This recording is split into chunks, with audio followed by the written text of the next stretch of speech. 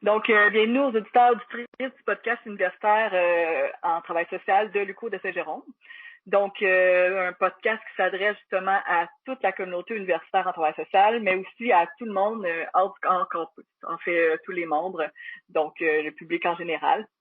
Donc, brièvement, je me nomme Marianne Desrochers, je suis étudiante au deuxième cycle à la maîtrise en travail social à l'UQO à Saint-Jérôme. Donc, aujourd'hui, on a l'honneur d'avoir notre invitée avec nous, Isabelle Marchand, professeure à l'UQO en travail social aussi sur le campus de Saint-Jérôme.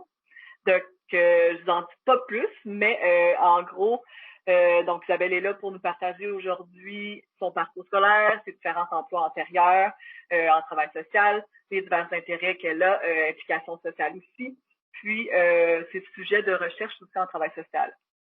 Donc, tout d'abord, Isabelle, bienvenue enfin à notre podcast. Merci de l'invitation. Ça me fait plaisir. Ça me fait plaisir. En fait, je suis sûre que ça va être super pertinent aussi pour tout le monde qui vont regarder ça puis qui vont l'écouter. Donc, comment t'arrives aujourd'hui dans notre podcast? J'arrive avec une tête bien occupée là par la session, hein, comme nous tous et toutes, ensuite avec un peu la crise, hein, tu vois, comme épée de Damoclès, mais ça va bien là. Je fais partie des personnes privilégiées, alors ça va et ça va me permettre de transiter vers une fin de journée agréable de faire cette entrevue avec toi. Parfait. Donc, on va rentrer directement dans le vif du sujet. Donc, en fait, on va commencer par une petite brève présentation. Donc, j'aimerais savoir justement ton cheminement, ton parcours scolaire antérieur. Donc, je vais tenter d'être bref, voilà. Antérieure, je me considère en fait souvent comme, je dis un peu à la blague que je suis une bonne généraliste parce que j'ai touché à différents milieux, toujours dans le champ du social, de l'intervention sociale, mais j'ai une trajectoire vraiment non linéaire en fait. Alors, j'ai commencé, pour la petite histoire rapidement, là, j'ai commencé, moi, le bac, j'avais 24-25 ans déjà. Alors pour moi, c'est vraiment une passation d'aller d'un point A à une situation donc insatisfaisante, aller jusqu'à un point B, c'est-à-dire d'avoir justement un bac que j'ai fait à l'époque en communication sociale et publique, qui était psychosociologie de la communication, donc qui était à cheval entre l'intervention psychosociale en fait et l'intervention dans les organisations. Et donc, après ça, ce cheminement-là m'a amené à m'intéresser, et des expériences aussi de vie personnelle comme femme, notamment, m'a amené à m'intéresser à la thématique de la violence conjugale, problématique de la violence conjugale. Et tout ça, en fait, ce qui a trait au mouvement des femmes, à l'égalité de genre et à différentes problématiques, donc, associées. Et j'ai décidé de faire mon stage, c'était un bac avec stage aussi à la 3e année, donc j'ai décidé de faire mon stage dans les organismes communautaires, ce qu'on appelle le mouvement des femmes, en fait. Et donc, c'est à partir de là vraiment que ça m'a ouvert les yeux, ouvert le monde là, sur vraiment tout un univers là, de défense de droits, d'action collective, d'intervention, de justice sociale que je n'imaginais même pas là avant mon entrée au baccalauréat. Donc voilà, ça m'a vraiment animée, j'ai trouvé un milieu d'appartenance, j'ai trouvé un milieu qui rejoignait mes valeurs. Et au fil de mon cheminement professionnel dans le suivi de ce stage-là, donc là, j'ai vraiment travaillé dans les organisations qui s'intéressaient à la violence conjugale, notamment, j'ai beaucoup travaillé au niveau des regroupements de groupes de base.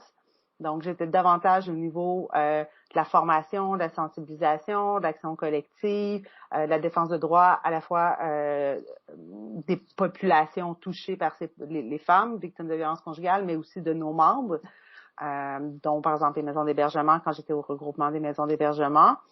En fait, il y a 2 regroupements, Fédération des maisons d'hébergement pour femmes en difficulté, et il y a un regroupement aussi, bref.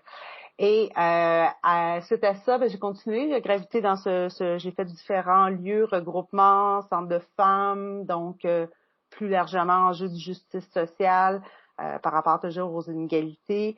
Et suite à ça, après quelques années, je me souviens plus précisément, après quelques années, j'ai décidé de faire une maîtrise. Alors, j'ai fait ma maîtrise à l'UQAM en intervention sociale à l'époque. Le bac en travail social n'existait pas encore. Là, maintenant, il est devenu travail social. La maîtrise, en fait. Et Et donc j'ai travaillé, j'ai eu la chance déjà à cette époque-là de commencer à travailler comme comme étudiante, comme assistante de recherche. Donc j'ai eu l'occasion donc de travailler avec des chercheurs là sur à la fois les pratiques et l'intervention féministe. Donc j'ai travaillé longtemps et je travaille encore là avec Christine Corbeil sur l'intervention féministe qui est déployée notamment dans toutes les organisations communautaires, maisons d'hébergement, centres de femmes, centres d'aide et de lutte contre les agressions de caractère sexuel, les CALAC. Donc, j'ai beaucoup travaillé sur ces enjeux-là. On a publié un livre avec Christine en 2010. Donc, ça m'amenait comme à la fin de ma maîtrise un peu. Et suite à ça, je suis retournée travailler. Donc, j'ai travaillé beaucoup aussi à cette époque-là. J'ai continué à travailler un peu en violence. J'ai travaillé dans l'intersectoriel, c'est-à-dire, avec différents intervenants de la première ligne, notamment sur la problématique, la violence conjugale aussi, mais davantage par rapport aux enfants, cette fois-là. En fait, ce qu'on appelait là, les enfants, ce qu'on appelle toujours là, la problématique des enfants exposés, donc à la violence, donc par extension. Et j'ai fait différents emplois un peu comme ça. Je réfléchis en te parlant. Après, j'ai fait des centres de recherche comme coordonnatrice de recherche aussi à l'époque. Et j'avais toujours, tu vois, un pied j'enseignais longtemps aussi à l'UQAM. Donc, j'avais un pied dans l'enseignement, un pied dans la recherche, je continuais. Et j'avais j'avais un grand pied dans le milieu de travail, là, où je cumulais, en fait, là, en fait, mes emplois étaient souvent aussi précaires, là. C'était des 1 an, 2 ans, c'était des contrats professionnels, etc. Et parallèlement, donc, dans ce cheminement maîtrise, emploi, charge de cours et tout ça, j'ai commencé à travailler comme professionnelle de recherche qui m'a amené, en fait, à travailler sur le champ du vieillissement. Donc, c'était comme un nouveau champ pour moi. J'ai commencé à l'époque là, avec Michèle Charpentier à l'UQAM, qui est une pionnière de ce domaine. Et donc voilà, j'ai eu la chance de travailler avec Michel, avec Anne Cagnard sur ce nouveau champ thématique pour moi qui m'a vraiment animée. Et dans la foulée de tout ça, c'est ça, en cumulant différents emplois, en étant le cours d'eau de recherche pour une grande infrastructure, je me suis encore demandé ce que j'étais pour faire quand j'étais pour être grande. Alors, je me suis dit, tiens, pourquoi que je ferais pas un doctorat? Et donc, j'ai fait mes demandes de bourse à l'époque, parce que je suis autonome depuis, j'ai 17 ans, je suis partie de ma famille assez jeune. Alors, pour moi, c'est ça, là, j'étais autonome, donc il fallait que je subvienne à mes besoins, et tout. Alors, j'ai fait ces demandes de bourse, là, les grandes demandes, là, aux principaux, au FQRSC, CRSH, là, et voilà, j'ai obtenu une bourse du CRSH. Alors, j'ai fait mon doctorat. C'était un peu ça le deal que je m'étais donné. Si j'ai la bourse, je fais mon doctorat. Si j'ai pas de bourse, je ne sais pas. Et je l'ai eu. Alors, ça m'a amené à commencer un doctorat, tu vois, à 37 ans. Ah, c'est parfait. C'est un beau cheminement pour de vrai, beaucoup de sujets touchés, mais c'est inspirant vraiment beaucoup. Puis c'est comme, en fait, pour le doctorat, c'était comme un 50-50, j'imagine. Fait que, non, c'est le fun à voir. Puis moi, j'ai une question, tu sais, un peu plus spécifique. Si tu avais à choisir, par exemple, un domaine d'intérêt ou un champ de pratique, lequel spécifique ça serait, là? Parce que tu m'as parlé beaucoup, mettons, de féminisme, violence conjugale, le vieillissement, inégalité sociale. Y a de quoi plus précisément, mettons? Et c'est une très bonne question parce que, tu vois, tout ce qui a trait à la violence faite aux femmes, ça a été mon premier, j'allais dire coup de cœur, mais c'est pas le bon mot. Ça a été une problématique qui m'a touchée profondément aussi parce que, comme j'ai évoqué rapidement, ça c'est venu rejoindre beaucoup d'expériences antérieures dans ma vie. Fait que je me suis vraiment, pour moi, ça a été comme de réfléchir, d'analyser ça en termes de problèmes sociaux et de voir en fait qu'il y avait une communauté, en l'occurrence le mouvement des femmes autour de ça. Ça m'a vraiment animée. En fait, ça m'a donné un pouvoir d'agir, ça m'a permis de comprendre ma propre expérience, puis celle des expériences collectives des femmes qui vivent avec ces filles et femmes qui vivent avec ces problématiques. Mais en même temps, je te dirais aussi là, tout ce qui concerne le vieillissement et ma thèse, elle a porté sur la question des femmes âgées. Donc, tu vois, j'ai transporté mes intérêts par rapport aux problématiques associées aux femmes dans le vieillissement. Donc, et là maintenant, on voit aussi toute la pertinence là, que ça a de s'intéresser au vieillissement. La crise de COVID a révélé plusieurs choses, là, l'âgisme prégnant dans nos sociétés, le manque de services, l'isolement problématique. Alors, tu sais, puis en fait, c'est comme une continuité, s'intéresser à la question des inégalités par rapport aux femmes, parce que dans le vieillissement, toutes ces inégalités-là, elles se cumulent, là. Mm-hmm. Alors, j'aurais de la misère à choisir, en fait. Je peux pas te répondre. Il y a trop de choix, mais tous intéressants à un l'autre, puis c'est comme un peu un cercle vicieux, je veux dire, ils ont tout un impact à quelque part un sur l'autre, fait que c'est intéressant. Puis, tu t'as parlé, mettons, que de ton doctorat, puis tout ça. Puis actuellement, est-ce que tu as des sujets de recherche sur lesquels tu travailles? Actuellement, j'ai terminé quand je suis rentrée en poste à l'ICO, donc ça fait 3 ans en décembre. Et je vais avoir ma permanence probablement, Inch'Allah, en septembre prochain. Alors, j'ai terminé, en fait, c'est ça. Quand je suis rentrée en poste, j'ai débuté un projet qui concernait l'exclusion sociale des personnes âgées, qui s'inscrivait, en fait, dans le suivi de ma thèse. Je me suis intéressée aux personnes âgées en situation de pauvreté et la question de la citoyenneté / participation sociale. Et là, j'ai terminé ça au printemps. Et là, du coup, il y a eu la crise. Alors, la diffusion des résultats, je suis encore dessus en ce moment. J'ai eu la chance là, d'être financée par le FQRSC, Fonds québécois Recherche Société Culture, sur mon projet qu'on appelle un fonds relève là, pour les jeunes chercheurs. Donc, je suis très contente, là, comme j'imagine vous savez. À l'association, c'est toujours très compétitif là, ces fonds-là. Alors, là, c'est un peu stagnant. C'est un beau projet de recherche-action participative avec un comité de personnes aînées, mais vraiment de les impliquer là, dans l'action de la recherche, etc. Mais là, c'est sur la glace parce que je peux pas les voir. En fait, j'ai beaucoup de problèmes en ce moment là avec mes projets portant sur les personnes aînées parce que on n'a pas de contact, je peux pas les voir. Même l'accès aux personnes, tu vois, j'avais un projet en tête aussi sur toute la problématique là, des services à domicile qui ont été coupés aussi durant la première vague de la COVID.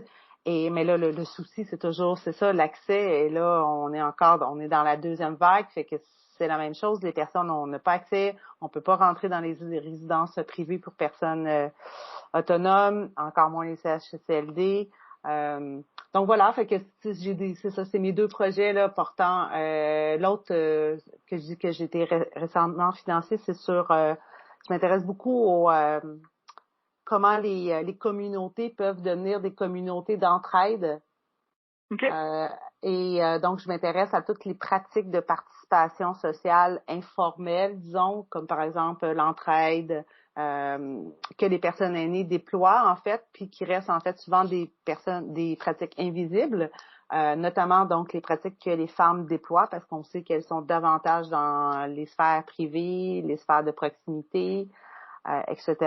Donc toutes ces pratiques-là, mais comment ces pratiques-là peuvent contribuer à faire des communautés bienveillantes envers les personnes aînées à travers en fait des pratiques qui restent le plus souvent invisibles parce qu'on parle le plus souvent quand on parle de participation, on parle de la participation de celle qui est visible dans les organismes communautaires, dans la sphère politique, dans les mouvements sociaux, mais les petites choses de la vie quotidienne qui tournent autour du prendre soin ou du souci de, justement on s'en soucie moins. Ouais, c'est ça, c'est drôle à dire, mais c'est la réalité, là, beaucoup, malheureusement, mais c'est ça. C'est pour ça que les travailleurs sociaux existent. Tout à fait. Tout à fait. Une chance. Puis, je suis curieuse, est-ce que c'est dans une région en particulier, ces projets-là? C'est dans les Laurentides, c'est 2 études de cas. Donc, je voulais en fait comparer une communauté dite rurale avec une communauté plus urbaine. Donc, je voulais justement prendre, en fait, j'ai l'intention là de prendre Saint-Jérôme comme communauté urbaine et probablement Argenteuil comme communauté rurale. J'ai un super beau comité qui était très, très motivé au départ, mais là, c'est ça, j'ai peur, en fait, de cette perte aussi de liens sociaux, tu vois, parce que je leur ai pas parlé, je les ai pas vus. Puis moi, je travaille beaucoup en recherche-action participative, tu sais, avec les groupes de femmes. J'ai été formée aussi avec les chercheurs avec lesquels j'ai eu la chance de travailler de cette manière-là. Et donc, mais là, c'est comme nouveau pour ces personnes-là. Donc, fait que c'est vraiment, en fait, je me fais un peu de soucis, là. J'espère que ça va bien fonctionner, puis qu'on va pouvoir renouer, puis qu'on va pouvoir, que je vais pouvoir en fait relancer le projet au printemps là. OK. Bon, ben, j'espère aussi. Mm. Ça serait une bonne nouvelle, c'est sûr. Puis, je vais revenir un peu sur un sujet que tu as parlé tantôt, par rapport à tout ce qui est le féminisme. Moi, j'aimerais savoir, est-ce que toi, tu te considères féministe?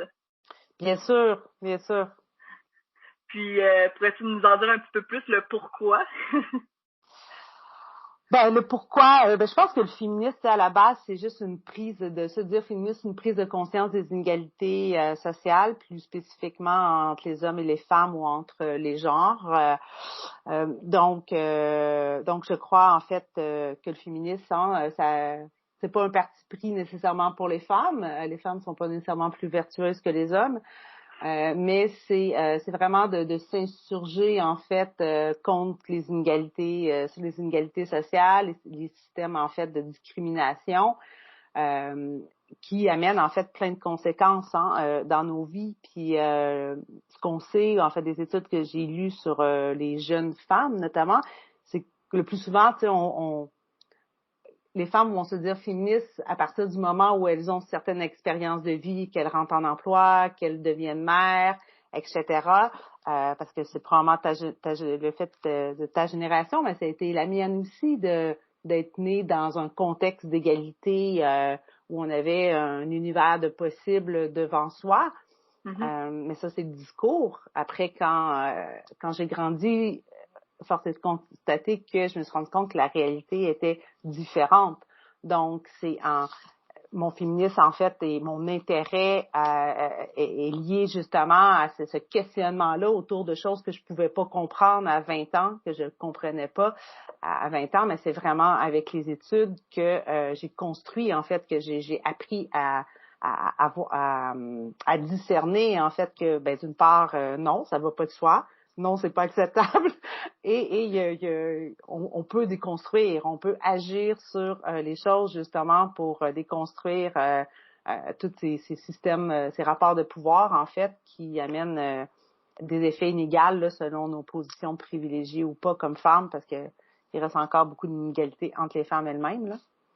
Mm. Intéressant. C'est pas mal une opinion, je crois que plusieurs personnes partagent aussi, mais c'est une belle réflexion, je trouve là. Puis je pense qu'il faut continuer à penser comme ça aussi, justement pour qu'il y ait des changements qui puissent survenir positivement là, c'est sûr là. C'est le fun, tout ton partage, un beau parcours aussi scolaire, de pratique aussi. C'est quoi, mettons, ta meilleure période dans tout ça? C'est laquelle? Ça serait laquelle? La meilleure période, ça dépend sur quels critères on compare, tu sais, maintenant j'ai une confort, tu sais, je suis rendue prof, tout ça, tu sais, je suis sortie de la précarité dans laquelle j'ai vécu longtemps. Mais c'était pas la période, bon, j'adore ça, mon travail et tout ça, mais bon, il vient avec ça, une charge de travail qui est quand même pas mal plus substantielle à ce que j'ai connu avant. Je dirais ma plus belle période, je pense, ça a été mon bac à l'UQAM, là, avec toute cette effervescence de rentrer dans un nouveau milieu. Tu vois, moi, j'étais jamais allée à l'université, je suis même pas allée au cégep normal, là. J'ai fait une technique en dessin de mode, là. OK. Donc, je savais pas quoi faire, là, après le secondaire, donc ça a donné ça. Alors, et après, c'est ça, j'ai vécu un peu, c'est ça, des expériences plus ou moins fantastiques, comme je te dis, qui m'ont amené à m'intéresser au féminisme et à la violence. Alors voilà, le bac, pour moi, c'est ça, un mouvement, un milieu d'effervescence, de connaissances, vraiment de m'ouvrir là à des choses que j'avais jamais connues, puis que construction de la pensée, ouais, je dirais ça. OK. Ça, c'est le fun.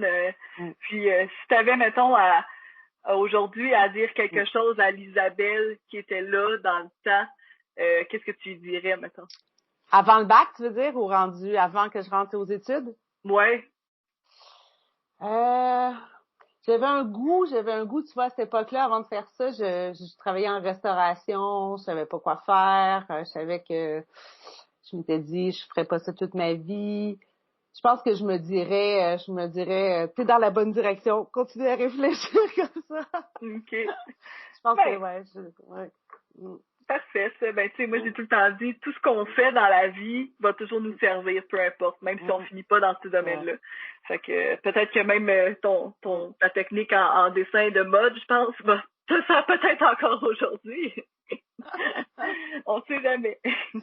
Je s'écoute des choses, mais j'ai peu le temps pour le faire. Ouais, ça peut se comprendre avec la charge de travail, c'est sûr.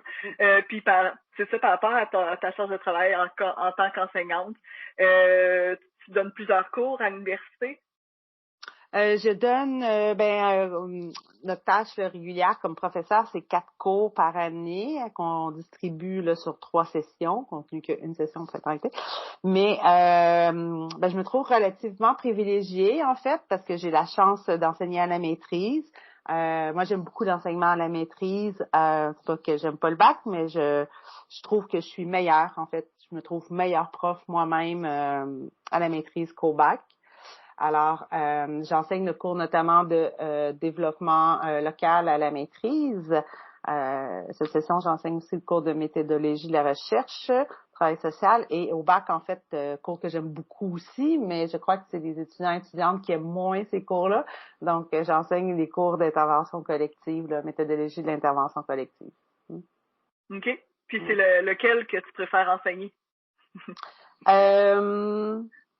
J'aime beaucoup le cours de développement local en fait parce que en fait c'était un peu pour moi une énigme au départ aussi ce cours-là parce que c'est très très large comme vous avez vu tous et toutes qui passaient par la maîtrise et ça nous permet d'avoir des entrées différentes selon nos champs d'expertise puis compte tenu que moi je viens davantage des mouvements sociaux, du monde communautaire et moins du monde institutionnel, forcément, tu sais, j'arrive avec mon regard. Donc, ça m'a permis, en fait, d'innover, de faire vraiment, d'introduire des thématiques, en fait, qui étaient pas là avant, comme justement la question du genre, toute la question des rapports de pouvoir plus largement, qu'on a discuté, par exemple, de territoire autochtone, toute la notion de territoire autour des communautés autochtones. Pour moi, c'est des thématiques qui sont dans l'air du temps, puis avec un tel cours qui permet de ramener ça avec davantage de saillance et de pertinence, là. Donc, j'aime beaucoup ce cours en raison de la flexibilité qu'on a, alors que méthodologie d'intervention collective, c'est très chouette aussi, mais la méthodologie pour faire l'intervention collective, il n'y a pas 100 millions de façons non plus. Alors voilà, c'est plus méthode, là. OK. Ah ben c'est vrai que tu sais moi je lis ce cours-là justement avec toi, puis c'était super intéressant là. J'approuve que tu nous as très bien enseigné. Lequel tu parles? Développement local. Oui. Puis, mettons par rapport à la COVID, tu sais, parce qu'il y a beaucoup de choses qui ont changé, justement, dont tous les cours, majorité des cours sont sur Zoom aujourd'hui. Qu'est-ce qui te manque le plus qu'on pouvait faire quand il n'y avait pas la COVID? D'être avec vous, de vous voir, de discuter, d'enseigner en classe, de voir vos non-verbales, de voir vos sourcils froncés, de voir vos signes d'interrogation, je comprends pas, de voir que nos discussions qu'on a dans les couloirs, avant, après les cours, toute cette dynamique-là me manque énormément, là, considérant aussi que on a des emplois qui peuvent être assez solitaires là, en ce qui concerne notamment toute la recherche là. Alors voilà, ça me manque beaucoup là parce que franchement, je pense pas que je serais devenue enseignante si on m'avait dit que j'enseignais par Zoom toute ma vie là. Oui, je peux totalement comprendre. Puis même en tant que élève aussi, c'est pas toujours facile non plus. J'ai l'impression qu'il manque beaucoup, mettons, la notion de spontanéité de plus en plus. Fait que on va y revenir un jour. On va y revenir, on espère, là. Ouais. Puis, par rapport, mettons, question existentielle là, à propos du travail social. Je me dis, tu sais, qu'est-ce que va être le travail social après la crise de la COVID? D'après toi, est-ce que tu vois des grands changements? Est-ce qu'il y a des choses qu'on a appris que justement que ça nous a servi? Moi, je pense que la COVID, tu sais, personnellement, ça nous a peut-être appris des leçons aussi. C'est une très bonne question qui est comme vaste. Oui, je pense que tu as raison. Je pense que la COVID a révélé tout à l'heure, tu sais, je parlais du système, là, santé, services sociaux, mais a révélé plus largement là, différentes problématiques, là, tant que ce soit en ce qui concerne les aînés que plein d'autres problématiques là, au niveau des populations qui sont déjà dites vulnérables ou précarisées, etc.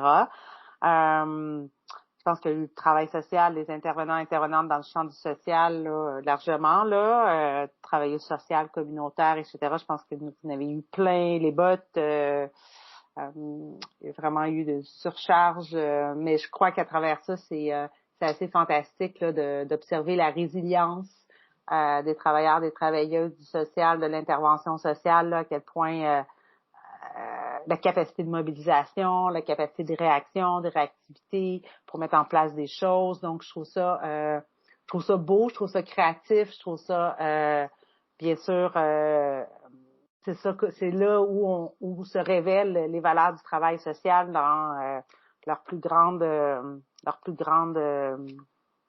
vertu, c'est pas vertu, mais en tout cas, de façon qu'elle se relève avec grande lumière. Et sinon, par rapport à l'avenir du travail social, plus largement, tu sais, il y a des théories qui disent que les sociétés se renouvellent ou vivent des grands changements innovateurs ou déploient des innovations à la sortie de crise. Il y a des historiens, par exemple, qui ont parlé des guerres mondiales, à quel point ça a été vraiment... fait que bon, si on part de ce postulat-là, on pourrait dire que espérons que le travail social va trouver peut-être pas un nouveau souffle, mais va trouver une façon de se renouveler à travers justement un déploiement de pratiques émergentes, va peut-être aussi avoir davantage d'assises pour faire ses revendications, considérant en effet que plusieurs lacunes ont été révélées même par des journalistes, par des études. Donc là, ça fait des arguments politiques aussi davantage étayés là, quand on parle de ressources, quand on parle de coupures, quand on parle de besoin de personnel d'intervention dans différentes infrastructures. Alors moi j'ai confiance. Le travail social et les personnes qui constituent sa communauté sont résilientes. Alors j'ai confiance en son redéploiement puis son renouvellement sans cesse. Moi aussi, en fait, c'est une bonne nouvelle. Puis, tu sais, on parle de travail social, mais toi, pour toi, personnellement, si tu avais une définition à donner du travail social, ça serait quoi? Oh, c'est une bonne question, ça. Je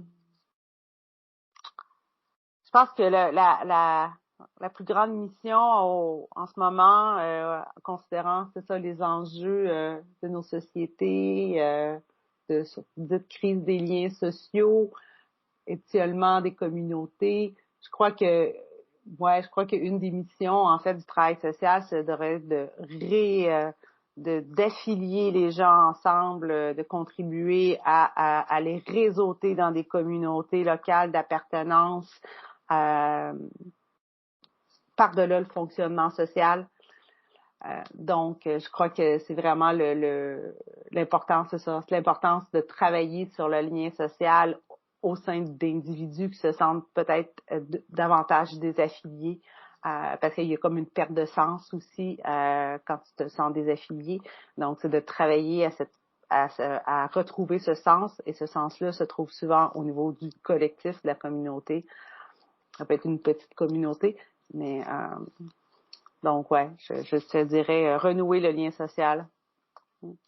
C'est une bonne chose, puis je pense aussi que c'est très d'actualité parce que on est peut-être de plus en plus individualiste.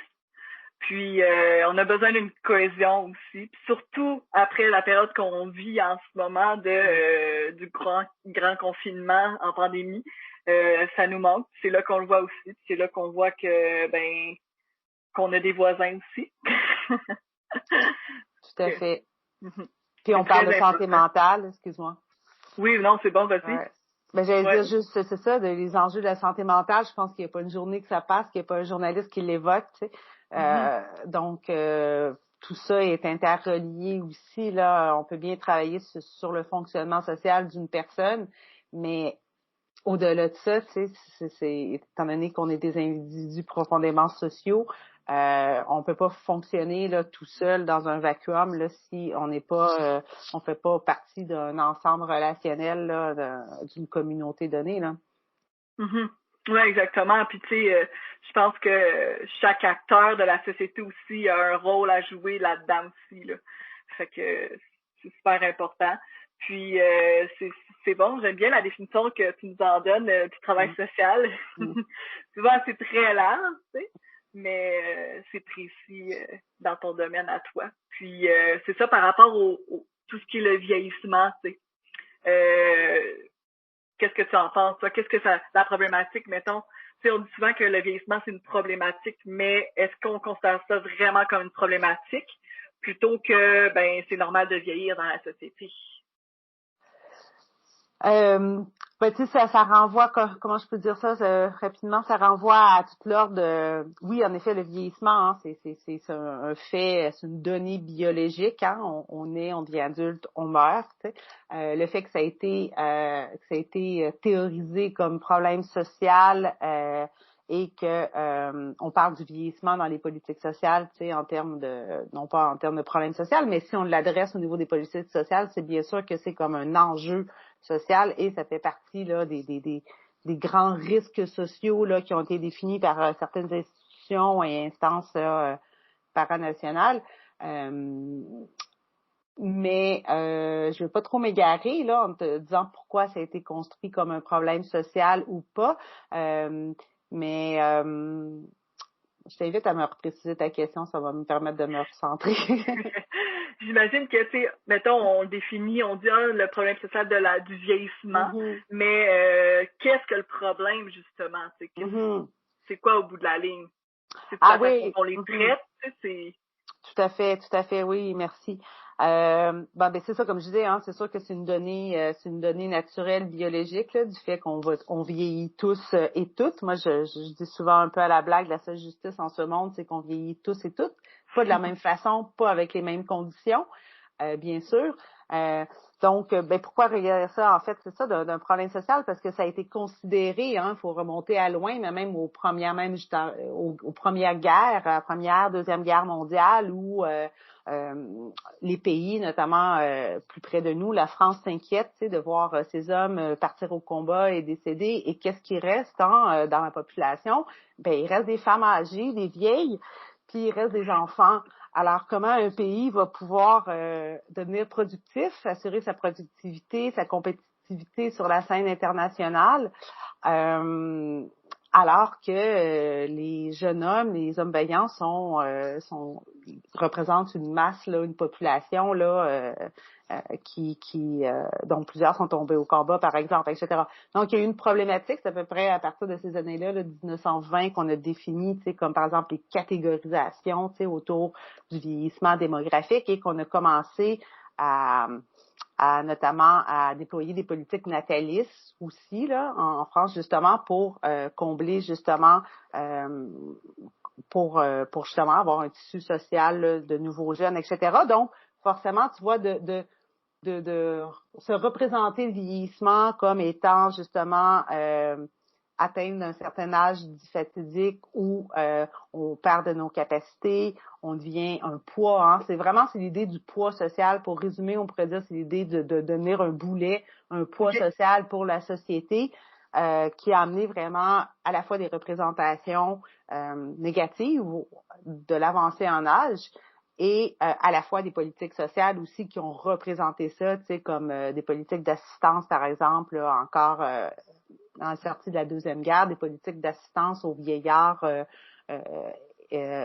pauvres ou appauvris, etc. Donc, c'est l'ensemble des discours et pratiques politiques sociales entourant ça qui conceptualisait, appréhendait le vieillissement comme étant de la déchéance étant le retrait de la vie sociale, doublé de perte de capacité cognitive, mobilité, etc.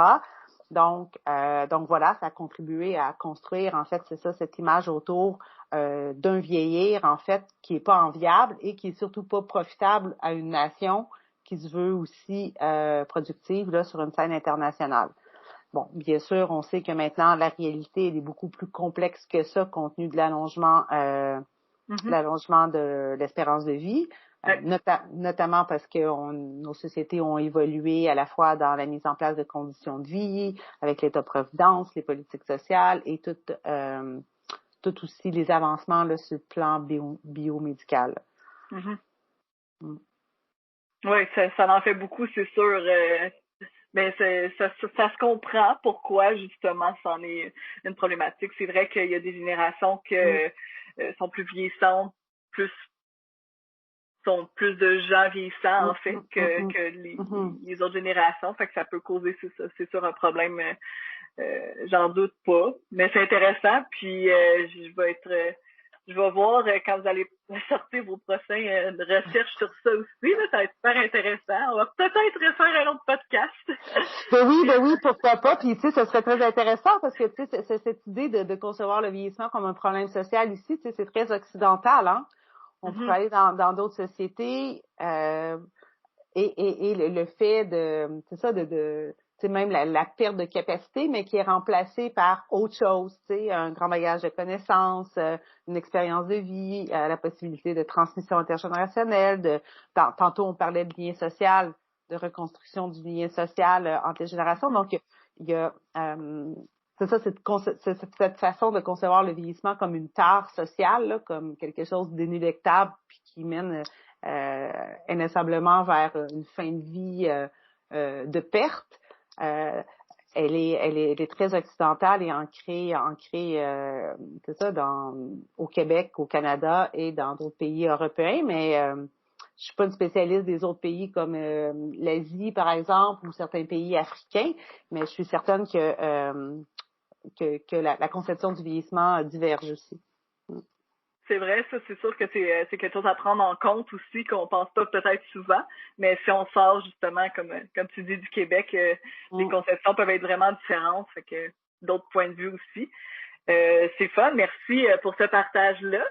Puis, on y arrive justement, avant-dernière question, là, est-ce que tu as des prochaines aspirations, des projets de vie, des futurs plans, dans autant ta carrière professionnelle que personnelle aussi, là, qui s'en viennent pour toi? Oui, bien sûr. En fait, sur le plan professionnel, toujours un peu en émulation, là, d'essayer de réfléchir à, c'est un peu aussi le fait de la carrière professorale là, qui nous amène toujours à vouloir développer des projets pour avoir des sous pour développer des choses.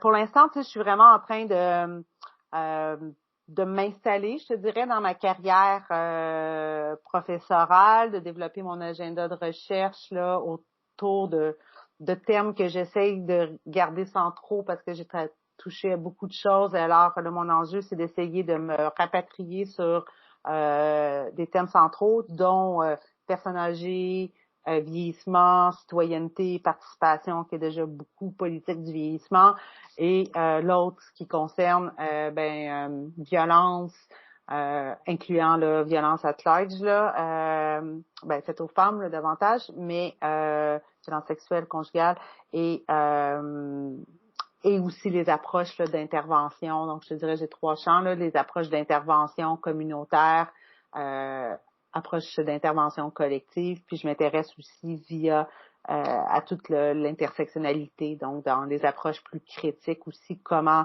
on peut déployer là, des approches, disons, intersectionnelles qui vont rejoindre des populations plus exclues en raison de différents facteurs, même dans les communautés, là. Donc, en fait, c'est ça, et à travers ça, c'est ça, j'aimerais, j'ai une année sympathique en 2022-23. Alors, j'aimerais beaucoup retourner sur le terrain. J'aimerais beaucoup, en fait, là, justement, aller dans les pays les pays hispanophones, notamment, où toutes les approches d'intervention collective, notamment tout inspiré de l'école de Paulo Freire, développement du pouvoir d'agir, la conscientisation, dans les approches critiques d'intervention aussi, mais vraiment d'aller sur le terrain. Et souvent, ces projets-là, c'est lié aussi avec toute la recherche-action participative, avec les populations aussi qui sont concernées. Fait que je sais pas encore précisément ce que je veux faire, là, puis avec qui. Puis, tu sais, les enjeux de la langue aussi, parfois, qui sont... Ouais. Mais j'aimerais beaucoup retourner sur le terrain, là, puis me dépayser, là, en allant faire un petit séjour, là, avec, dans un pays, en Amérique du Sud, là. OK. Ah, c'est le fun, c'est des beaux projets, pour le vrai, c'est intéressant. Puis, est-ce que, j'imagine, tu vas sortir de la paperasse après ça, sur toute ton expérience aussi que tu vas avoir faite? Bien sûr, parce que quand tu vas là-dedans, tu sais, c'est super intéressant de documenter plusieurs aspects, tu sais, probablement juste mon expérience personnelle, moi, comme chercheur, chercheur, tu sais, c'est difficile de distinguer nos rôles, hein, un peu comme en travail social aussi, tu sais, on peut pas mettre des frontières comme ça à différentes personnalités. Oui, sur l'intervention en tant que telle, sur l'intervention collective, sur la mobilisation, sur tous les processus aussi de recherche-action participative, parce que c'est quelque chose qu'on parle beaucoup au Québec depuis longtemps, puis on en parle encore depuis longtemps, encore maintenant, mais tu sais, on est souvent confronté au même point de tension, puis tu sais, je me questionne une année de comment on peut faire pour dépasser ces points de tension aussi, fait que oui, ça va être intéressant à documenter étant de l'intérieur, parce que là, maintenant, on est comme plus de l'extérieur. Ouais. Avoir un autre point de vue situé. Ah, c'est le fun. Puis, je suis curieuse, si tu peux nous en dire un petit peu plus justement sur les points de tension que tu dis dans l'intervention collective, c'est bien ça? Plus dans la recherche-action participative. OK. Oui, OK, c'est ça. Il y en a aussi dans l'intervention collective, là, les points de tension, là, dont toute la question de la fameuse participation, là, des populations plus précaires, défavorisées, de vulnérables, etc. Là. OK. Donc ça, et toute la mobilisation, là, différentes stratégies là, entourant aussi je veux dire simplement là, du comment amener ces personnes à justement, tu vois, d'une part prendre conscience de facteurs sociaux, économiques, sociétals qui n'ont pas trait à leur capacité individuelle par rapport aux difficultés vécues, puis d'autre part, comment susciter aussi cette mobilisation, puis ça c'est toute la pédagogie là de Freire là de prise de conscience, tu vois, de sa proposition de dominer pour agir en fait dessus et déployer, mais d'amener les gens dans ce processus, tu sais, dans nos sociétés aussi où tantôt on parlait de lien social effrité et tout, dans les contextes dans lesquels on vit maintenant, puis aussi avec nos écarts de statut. Tu sais, comme moi, comme chercheur, tu peux pas arriver comme ça, puis tu sais, dire bonjour. Ça vous tente-tu de faire une recherche-action participative? Tu sais, c'est ça, ça marche pas, là. Il y a des comme blanches. Ouais. C'est ça, faut mettre à quelque part la table avant un petit peu, là, j'imagine, parce que ça doit pas être facile, tu sais, aller chercher la participation, comme tu dis, c'est un des enjeux, tu sais, d'aller chercher les gens, de venir participer à une genre d'études un peu, fait que c'est quoi, mettons, à quoi tu t'es confronté le plus dans ces genres d'études-là, à part, mettons, la participation? Tu veux dire moi comme chercheur ou comme personne? Tu peux y aller avec ce que tu veux. En général, tu peux y aller avec toutes les options que tu veux poser.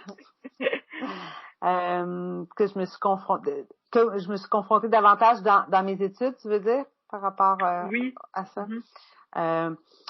En fait, les études quand j'interrogeais des personnes âgées, c'est toujours c'est confrontant au sens que ça t'amène plein de réflexions sur le sens de la vie, les activités signifiantes, pourquoi je fais ceci, pourquoi je fais cela, c'est quoi le sens dans tout ça, parce que bien sûr, ton regard dans l'avancée en âge change, hein, que tu as sur ton parcours aussi. Donc toute cette réflexivité, cette rétrospective que tu peux avoir sur ta vie quand forcément tu as vécu plus d'années avant qu'il t'en reste à vivre, je trouve ça très très beau, très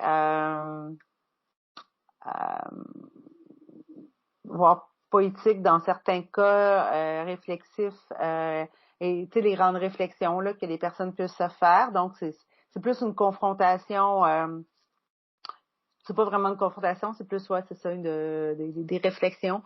Ce qui me peut être plus confrontée en faisant du terrain, c'est celui avec les personnes âgées en situation de pauvreté ou les femmes aussi en situation de pauvreté aussi, ou ayant vécu des événements de violence. Parce que je trouve que comme chercheur, ton positionnement il est difficile entre intervenante, chercheur et quand tu noues de l'interaction avec des personnes, par exemple dans le cadre d'une entrevue, on peut t'interpeller sur différents plans. Étrangement, là, je sais pas, mais les personnes m'ont souvent dit que sont portées à se confier, souvent à moi, donc et que que c'est agréable de faire des entrevues là, c'est ça avec moi. Donc, force est de constater qu'il y a quelque chose qui passe au niveau du lien social et des fois des confidences. Et même des fois des demandes, tu vois, après que les entrevues se soient terminées, tu sais, des demandes de continuer à jaser et tout, parce que, tu sais, étant donné que mes travaux se concentrent beaucoup, tu sais, sur la vie, sur les pratiques de la vie quotidienne, sur le vécu et tout, donc les gens, tu sais, comme plusieurs en recherche qualitative d'entre nous, mais donc voilà, fait que cette frontière-là, éthiquement parlant aussi, ouais, je la trouve difficile, puis je la trouve difficile à vivre, tu vois, de retourner chez moi, tu sais, puis de retourner dans mes habits privilégiés, habitats privilégiés, et d'avoir comme que j'ai comme une pression, tu sais, une sorte de pression sociale de me dire ma recherche doit servir à quelque chose, tu sais. Okay. Et des fois je trouve que le chemin est un peu long pour que ça serve à quelque chose, tu sais. Donc j'ai un peu peur parfois de la perte de sens de travaux de recherche si c'est pas assez connecté avec les enjeux, tu sais, les réalités du terrain puis vécues par les personnes. C'est super intéressant parce que, tu sais, moi, je me dis, au final, oui, on est peut-être chercheurs, chercheuses en travail social, mais tu sais, on est tous humains. Puis c'est sûr que ça peut aller chercher des choses des fois dans notre vie personnelle. Puis, je suis curieuse, tu sais, quand ça arrive, des choses comme ça, comment tu réagis? Est-ce que tu as des trucs? Qu'est-ce qui se passe? Non, j'ai pas vraiment de trucs là. J'essaie, tu sais, j'écoute beaucoup. C'est le moment où il y a des choses, des confidences ou des choses, tu sais, j'écoute. Si je vois que la personne aurait besoin de d'autres types de services ou de, tu sais, de tout ce qu'on peut offrir là en termes de ressources d'intervention, etc. De toute façon, c'est souvent sur nos formulaires éthiques là, si on voit que la personne vit un malaise, etc. On peut la référer à telle ressource. Mais au-delà de ça, je pense que c'est ça, juste d'être là, d'écouter. De se confier aussi, moi, puis les personnes âgées, ils posent plus de questions sur toi. Puis ça, c'est un principe d'intervention féministe, c'est de se dévoiler aussi soi-même pour si ça peut être aidant pour l'autre personne qui reçoit. Ouais. Alors moi, tu sais, avec ça, au début, t'es moins à l'aise de raconter peut-être les choses difficiles que tu as vécues, mais bon, avec le temps puis la réflexivité, comme je te disais, que les études souvent m'ont permis pour faire ça. J'ai pas de souci à la confidence. Alors ça, c'est peut-être une stratégie. Puis ce qui est le plus difficile, c'est quand tu as des relances, puis les personnes, par exemple, ont ton courriel ou ton téléphone, puis là, tu sais, là, ça devient dans une zone où c'est comme plus difficile, que forcément, tu sais, je dois comme recadrer un peu parce que éthiquement parlant, je peux pas retourner jaser, tu sais, avec elle, là. Donc, oui, mais en offrant toujours, tu sais, une porte. Mais tu sais, c'est ça, il y a pas de, c'est pas une position, c'est une position, je pense, qui est souvent en tension, donc, je pense qu'il n'y a pas de réponse simple. Parfait. Ouais, ben je suis tout à fait d'accord parce que tu sais, je pense, peu importe le domaine dans lequel on va être une année, je pense qu'on va tout être confronté justement à nos propres valeurs personnelles, mais c'est la façon qu'on va réagir qui va être là le plus important, là, c'est sûr. Là. Éthiquement aussi, là. Ça que ça a un grand impact sur tout le reste, sûrement aussi de notre cheminement, notre parcours de pratique puis tout ça. Fait que ben, c'est intéressant.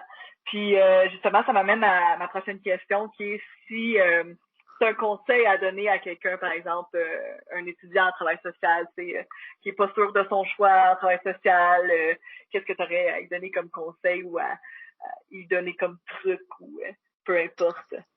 Je dirais que c'est un domaine où il y a encore tout à innover, malgré les contraintes, malgré les structures. Faut apprendre à jouer en dehors des cadres, à sortir des cadres, et c'est comme ça en fait que c'est comme ça qu'on a évolué comme société d'égalité vers l'égalité, société de droit, en sortant des cadres. Hein, c'est pas, je donne souvent l'exemple dans mes cours que c'est rarement un dirigeant d'État qui se lève un matin en disant ça serait chouette de faire une politique pour les personnes pauvres. Ça arrive pas comme ça part souvent du bas, et le bas, les travailleurs, travailleuses sociales sont aux premières loges pour constater ça, pour constater l'ensemble. Alors moi, je dirais que c'est un métier ou une profession où il manquera jamais de travail. On devrait ça. Ouais. Il manquera jamais de travail, et de pas s'enfermer là au sein de murs imaginaires là, institutionnels, là, cadrés, cadrans. Que le travail social, c'est plus que ça. C'est bien dit, c'est comme c'est vrai, c'est d'aller au-delà des barrières justement. Je pense que c'est notre rôle aussi en tant que travailleur social. Donc c'est super intéressant. Puis je sais pas si tu avais d'autres sujets que tu voulais nous parler. Ben écoute, je pense que j'ai déjà beaucoup parlé. Alors je vite comme ça, non là, j'ai C'est bon, ben moi je trouve ça super intéressant. Tu sais, on a fait plusieurs domaines, tu sais, domaine de pratique, aspiration, fait que t'es quelqu'un d'inspirante. Merci. Vous êtes aussi vous étudiantes très inspirants. Hein? Je pense qu'aussi on est dans la relation. Hein? Mm-hmm. C'est très inspirant aussi parce que ça serait difficile de rester animé puis inspiré toute seule. Oui. Exactement. C'est sûr que c'est super important aussi dans notre domaine aussi, tu sais, les liens, la participation, on y revient. C'est toujours les notions importantes qui reviennent, mais c'est intéressant. Puis justement, pour conclure, puis ça, si tu avais un mot à nous dire à propos de autant du travail social ou de l'entrevue qu'on a eue, qu'est-ce que tu nous dirais? Ah, ben, je vous dirais que je suis très admirative en fait envers le travail, votre implication, toi, Olivier, les gens au campus de Saint-Jérôme pour prendre un mot plus local, une perspective plus locale là, sur notre campus. Donc, pour toute la vie que vous essayez de développer, la vie académique et tout ça, compte tenu qu'on est une jeune université, un jeune campus. Alors, ben moi, j'ai un goût de vous féliciter, en fait. Ben merci. En fait, moi je veux te remercier toi justement d'avoir accepté notre invitation à venir participer à notre podcast. Puis je suis sûre que les gens qui vont le regarder, l'écouter, vont être super intéressés. C'est le fun aussi, par exemple, pour ceux que peut-être qui t'ont pas encore eu comme enseignante, de te découvrir. Donc c'est super pertinent, je trouve. Puis peut-être que tu vas donner des idées aussi à des élèves de sujets de recherche aussi. Fait que c'est super intéressant pour ça. Nous, c'est ça qu'on veut partager aussi avec notre communauté étudiante. Puis même pour les gens hors campus aussi, là, de façon générale, pourquoi pas, c'est ouvert à tout le monde. Fait que, grosso modo, j'aimerais ça remercier justement le service d'aide aux étudiants du campus de Saint-Jérôme pour nous soutenir dans la création de notre podcast, pour la création de ce projet-là. Puis j'invite tout le monde à aller justement s'abonner. On a une page aussi Facebook et une page Instagram du groupement universitaire en travail social de l'UQO, donc le GUT. Nous, on l'appelle comme ça, donc c'est GUTS. Donc, on va faire différentes publications, des podcasts, des invitations à des événements. Donc, soyez alertes à nos prochaines invitations. Puis donc, vous pourrez écouter notre entrevue qu'on a eue aujourd'hui comme bon vous semble. Justement, on est sur notre chaîne Spotify qui s'appelle Les discussions de cadre de potes. Puis sur notre chaîne YouTube aussi du gosse. Donc, moi, je dis sur ça, ça prend du gosse pour devenir PS. C'est excellent, je vais le retenir. Donc, c'est ça. Merci, Isabelle, pour ta participation. Merci, Marianne, pour cette belle entrevue. Ça m'a fait très plaisir. Peut-être à une prochaine fois, qui sait. À une prochaine. Au revoir.